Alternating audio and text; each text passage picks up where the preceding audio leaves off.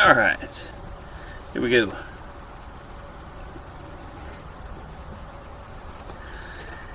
Now we got 762.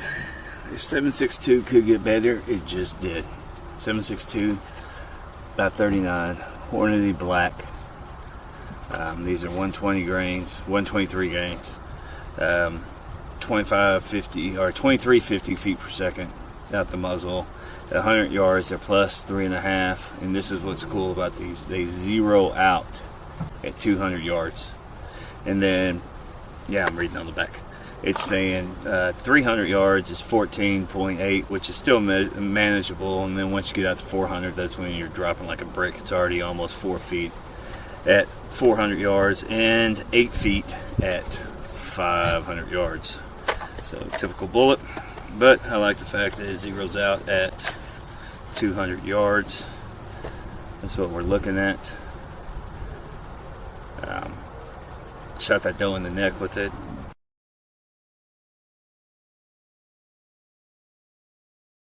It's made a nice little hole coming out the backside.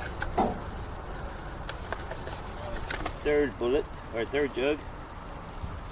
We are in, not so much just coming out, not blowing the jug apart anymore, so that means energy is dumping fast. And here we go into the fourth jug. We have the slug intact. It came out of the jacket, and in and no out. It's pretty, very pretty. First two, in and out. Next one, in and out, crushing the board. Third one, oh wow, we got sawdust. Destruction. Fourth one, destruction. Fifth one, it actually looks like the two bullets might be coming together. Yes, like I said, into the fifth board.